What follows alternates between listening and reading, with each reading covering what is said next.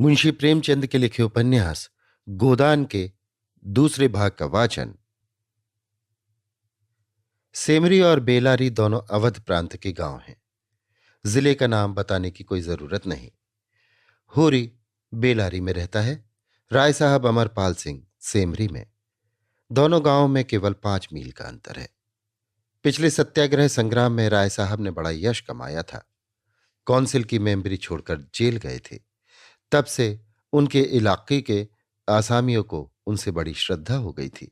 ये नहीं कि उनके इलाके में असामियों के साथ कोई खास रियायत की जाती हो या डांड और बेगार की कड़ाई कुछ कम हो, मगर ये सारी बदनामी मुख्तारों के सिर जाती थी। राय साहब की कीर्ति पर कोई कलंक न लग सकता था। वो बेचारे भी तो उसी व्यवस्था के गुलाम थे। जाब्ते का काम तो जैसे होता चला आया है वैसा ही होगा। राय साहब की सज्जनता उस पर कोई असर न डाल सकती थी, इसलिए आमदनी और अधिकार में जौ भर की भी कमी न होने पर भी उनका यश मानो बढ़ गया था। असामियों से वो हंसकर बोल लेते थे, यही क्या कम है, सिंह का काम तो शिकार करना है। अगर वो गरजने और गुर्राने के बदले मीठी बोली बोल सकता तो उसे घर बैठे मनमाना शिकार मिल जाता। शिकार की खोज में जंगल में न भटकना पड़ता। राय साहब राष्ट्रवादी होने पर भी हुक्काम से मेलजोल बनाए रखते थे। उनकी नजरें और डालियां और कर्मचारियों की दस्तूरियां जैसी की तैसी चली आती थी। साहित्य और संगीत के प्रेमी थे, ड्रामा के शौकीन, अच्छे वक्ता, अच्छे लेखक, अच्छे निशानेबाज। उनकी पत्नी को मरे आज 10 साल हो चुके थे, मगर दूसरी शादी न की थी। हंस बोलकर अपने विधुर जीवन को बहलाते रहते थे। होरी ड्योढ़ी पर पहुंचा तो देखा जेठ के दशहरे के अवसर पर होने वाले धनुष यज्ञ की बड़ी जोरों से तैयारियां हो रही हैं। कहीं रंगमंच बन रहा है, कहीं मंडप, कहीं मेहमानों का आतिथ्य गृह, कहीं दुकानदारों के लिए दुकानें। धूप तेज हो गई थी, पर राय साहब खुद काम में लगे हुए थे। अपने पिता से संपत्ति के साथ साथ उन्होंने राम की भक्ति भी पाई थी और धनुष यज्ञ को नाटक का रूप देकर उसे शिष्ट मनोरंजन का साधन बना दिया था। इस अवसर पर उनके यार दोस्त हाकिम हुक्काम सभी निमंत्रित होते थे और 2-3 दिन इलाके में बड़ी चहल पहल रहती थी। राय साहब का परिवार बहुत विशाल था। कोई 150 सरदार एक साथ भोजन करते थे। कई चचा थे, दर्जनों चचेरे भाई, कई सगे भाई, 20 नाते के भाई। एक चचा साहब राधा के अनन्य उपासक थे और बराबर वृंदावन में रहते थे। भक्ति रस के कितने ही कवित्र रच डाले थे और समय समय पर उन्हें छपवाकर दोस्तों को भेंट कर देते थे। एक दूसरे चचा थे जो राम के परम भक्त थे और फारसी भाषा में रामायण का अनुवाद कर रहे थे। रियासत से सबके वजीफे बंधे हुए थे, किसी को कोई काम करने की जरूरत न थी। होरी मंडप में खड़ा सोच रहा था कि अपने आने की सूचना कैसे दे कि सहसा राय साहब उधर ही आ निकले और उसे देखते ही बोले, अरे तू आ गया होरी, मैं तो तुझे बुलवाने वाला था। देख, अब की बार तुझे राजा जनक का माली बनना पड़ेगा। समझ गया ना? जिस वक्त श्री जानकी जी मंदिर में पूजा करने जाती हैं उसी वक्त तू एक गुलदस्ता लिए खड़ा रहेगा और जानकी जी को भेंट करेगा। गलती न करना और देख, असामियों से ताकीद करके कह देना कि सबके सब शगुन करने आए। मेरे साथ कोठी में आ, तुझसे कुछ बातें करनी हैं। वो आगे आगे कोठी की ओर चले, होरी पीछे पीछे चला। वहीं एक घने वृक्ष की छाया में एक कुर्सी पर बैठ गए और होरी को जमीन पर बैठने का इशारा करके बोले, समझ गया मैंने क्या कहा?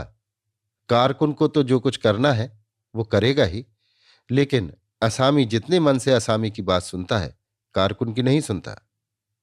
हमें इन्हीं 5-7 दिनों में 20,000 का प्रबंध करना है। कैसे होगा समझ में नहीं आता। तुम सोचते होगे मुझ टके के आदमी से मालिक क्यों अपना दुखड़ा ले बैठे? किससे अपने मन की कहूं? ना जाने क्यों तुम्हारे ऊपर विश्वास होता है।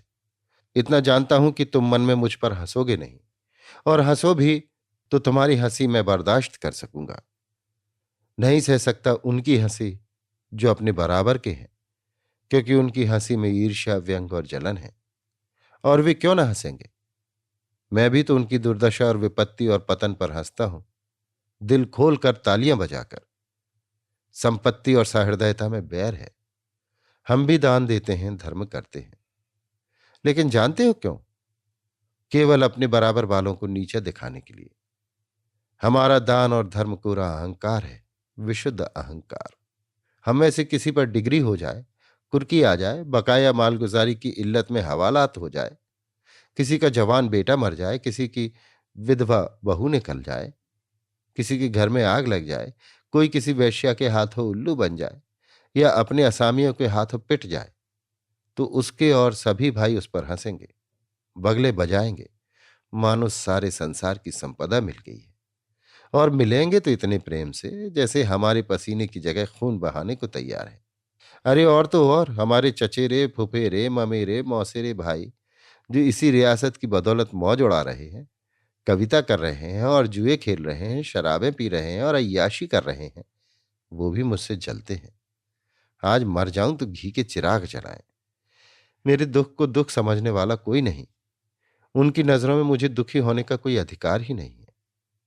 मैं अगर रोता हूं तो दुख की हंसी उड़ाता हूं। मैं अगर बीमार होता हूं तो मुझे सुख होता है। मैं अगर अपना ब्याह करके घर में कलह नहीं बढ़ाता तो ये मेरी नीच स्वार्थ पड़ता है। अगर ब्याह कर लूं तो ये विलासांधता होगी। अगर शराब नहीं पीता तो मेरी कंजूसी है। शराब पीने लगूं तो वो प्रजा का रक्त होगा। अगर अय्याशी नहीं करता तो अरसिक हूं। अय्याशी करने लगूं तो फिर कहना ही क्या। इन लोगों ने मुझे भोग विलास में फंसाने के लिए कम चालें नहीं चली और अब तक चलते जाते हैं। उनकी यही इच्छा है कि मैं अंधा हो जाऊं और ये लोग मुझे लूट लें। और मेरा धर्म यह है कि सब कुछ देख कर भी कुछ न देखूं, सब कुछ जानकर भी गधा बना रहूं। राय साहब ने गाड़ी को आगे बढ़ाने के लिए 2 बीड़े पान खाए और होरी के मुंह की ओर ताकने लगे, जैसे उसके मनोभावों को पढ़ना चाहते हों। होरी ने साहस बटोर कर कहा, हम समझते थे कि ऐसी बातें हम ही लोगों में होती हैं, पर जान पड़ता है बड़े आदमियों में भी उनकी कमी नहीं है। राय साहब ने मुंह पान से भरकर कहा, तुम हमें बड़ा आदमी समझते हो। हमारे नाम बड़े हैं पर दर्शन थोड़े। गरीबों में अगर ईर्ष्या या वैर है तो स्वार्थ के लिए या पेट के लिए। ऐसी ईर्ष्या और वैर को मैं क्षम समझता हूं। हमारे मुंह की रोटी कोई छीन ले तो उसके गले में उंगली डालकर निकालना हमारा धर्म हो जाता है। अगर हम छोड़ दें तो देवता है। बड़े आदमियों की ईर्ष्या और वैर केवल आनंद के लिए है। हम इतने बड़े आदमी हो गए हैं कि हमें नीचता और कुटिलता में ही निस्वार्थ और परम आनंद मिलता है। हम देवतापन के उस दर्जे पर पहुंच गए हैं जब हमें दूसरों के रोने पर हंसी आती है। इसे तुम छोटी साधना मत समझो। जब इतना बड़ा कुटुंब है तो कोई ना कोई तो हमेशा बीमार रहेगा ही। और बड़े बड़े आदमियों के रोग भी बड़े होते हैं। वो बड़ा आदमी ही क्या, जिसे कोई छोटा रोग हो। मामूली ज्वर भी आ जाए तो हमें सरसाम की दवा दी जाती है। मामूली फुंसी भी निकल आए तो वो जहरबाद बन जाती है। अब छोटे सर्जन और मझोले सर्जन और बड़े सर्जन तार से बुलाए जा रहे हैं। मसीहुल मुल्क को लाने के लिए दिल्ली आदमी भेजा जा रहा है, भिषगाचार्य को लाने के लिए कलकत्ता। उधर देवालय में दुर्गा पाठ हो रहा है और ज्योतिषाचार्य कुंडली का विचार कर रहे हैं और तंत्र के आचार्य अपने अनुष्ठान में लगे हुए हैं। राजा साहब को यमराज के मुंह से निकालने के लिए दौड़ लगी हुई है। वैद्य और डॉक्टर इस ताक में रहते हैं कि कब इनके सिर में दर्द हो और कब उनके घर में सोने की वर्षा हो। और ये रुपए तुमसे और तुम्हारे भाइयों से वसूल किए जाते हैं भाले की नोक पर। मुझे तो यही आश्चर्य होता है कि क्यों तुम्हारी आहों का दावानल हमें भस्म नहीं कर डालता। मगर नहीं, आश्चर्य करने की कोई बात नहीं। भस्म होने में तो बहुत देर नहीं लगती, वेदना भी थोड़ी ही देर की होती है। हम जौ जौ और अंगुल अंगुल और पौर पौर भस्म हो रहे हैं। उस हाहाकार से बचने के लिए हम पुलिस की, हुक्काम की, अदालत की, वकील की शरण लेते हैं और रूपवती स्त्री की भांति सभी के हाथों का खिलौना बनते हैं। दुनिया समझती है हम बड़े सुखी हैं। हमारे पास इलाके, महल, सवारियां, नौकर चाकर, कर्ज, वेश्याएं क्या नहीं है। लेकिन जिसकी आत्मा में बल नहीं, अभिमान नहीं, वो और चाहे कुछ हो, आदमी नहीं है। जिसे दुश्मन के भय के मारे रात को नींद ना आती हो, जिसके दुख पर सब हंसे और रोने वाला कोई ना हो, जिसकी चोटी दूसरों के पैरों के नीचे दबी हो, जो भोग विलास के नशे में अपने को बिल्कुल भूल गया हो, जो हुक्काम के तलवे चाटता हो और अपने अधीनों का खून चूसता हो, उसे मैं सुखी नहीं कहता। वो तो संसार का सबसे अभागा प्राणी है। साहब शिकार खेलने आए या दौरे पर, मेरा कर्तव्य है कि उनकी दुम के पीछे लगा रहूं। उनकी भौं पर शिकन पड़ी और हमारे प्राण सूखे। उन्हें प्रसन्न करने के लिए हम क्या नहीं करते। मगर वो पचड़ा सुनाने लगूं तो शायद तुम्हें विश्वास ना आए। डालियों और रिश्वतों तक तो खैर गनीमत है, हम सिजदे करने को भी तैयार रहते हैं। मुफ्तखोरी ने हमें अपंग बना दिया है। हमें अपने पुरुषार्थ पर लेश मात्र भी विश्वास नहीं। केवल अफसरों के सामने दुम हिला हिलाकर किसी तरह उनकी कृपा पात्र बने रहना और उनकी सहायता से अपनी प्रजा पर आतंक जमाना ही हमारा उद्यम है। पिछलग्गुओं की खुशामद ने हमें इतना अभिमानी और तुनक मिजाज बना दिया है कि हम में शील, विनय और सेवा का लोप हो गया है। मैं तो कभी कभी सोचता हूं कि अगर सरकार हमारे इलाके छीनकर हमें अपनी रोजी के लिए मेहनत करना सिखा दे तो हमारे साथ महान उपकार करे। और ये तो निश्चय है कि अब सरकार भी हमारी रक्षा न करेगी। हमसे अब उसका कोई स्वार्थ नहीं निकलता।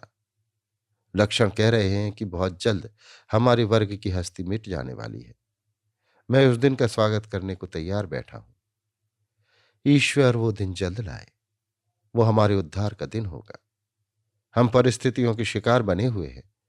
ये परिस्थिति ही हमारा सर्वनाश कर रही है और जब तक संपत्ति की ये बेड़ी हमारे पैरों से न निकलेगी, जब तक ये अभिशाप हमारे सिर पर मंडराता रहेगा, हम मानवता का वो पद न पा सकेंगे जिस पर पहुंचना ही जीवन का अंतिम लक्ष्य है। राय साहब ने फिर गिलौरी दान निकाला और कई गिलौरियां निकालकर मुंह में भर ली। कुछ और कहने वाले थे कि एक चपरासी ने आकर कहा, सरकार, बेगारों ने काम करने से इनकार कर दिया है। कहते हैं जब तक हमें खाने को न मिलेगा हम काम न करेंगे। हमने धमकाया तो सब काम छोड़कर अलग हो गए। राय साहब के माथे पर बल पड़ गया। आंखें निकाल कर बोले, चलो मैं इन दुष्टों को ठीक करता हूं। जब कभी खाने को नहीं दिया तो आज ये नई बात क्यों? एक आने रोज के हिसाब से मजूरी मिलेगी जो हमेशा मिलती रही है, और इस मजूरी पर काम करना होगा, सीधे करें या टेढ़े। फिर होरी की ओर देखकर बोले, तुम अब जाओ होरी, अपनी तैयारी करो। जो बात मैंने कही है उसका ख्याल रखना। तुम्हारे गांव से मुझे कम से कम 500 की आशा है। राय साहब झल्लाते हुए चले गए। होरी ने मन में सोचा, अभी ये कैसी कैसी नीति और धर्म की बातें कर रहे थे और एकाएक इतने गर्म हो गए। सूर्य सिर पर आ गया था। उसके तेज से अभिभूत होकर वृक्षों ने अपना पसार समेट लिया था। आकाश पर मटियाली गर्द छाई हुई थी और सामने की पृथ्वी कांपती हुई जान पड़ती थी। होरी ने अपना डंडा उठाया और घर चला। शगुन के रुपए कहां से आएंगे, यही चिंता उसके सिर पर सवार थी। अभी आप सुन रहे थे मुंशी प्रेमचंद के लिखे उपन्यास गोदान के दूसरे भाग का वाचन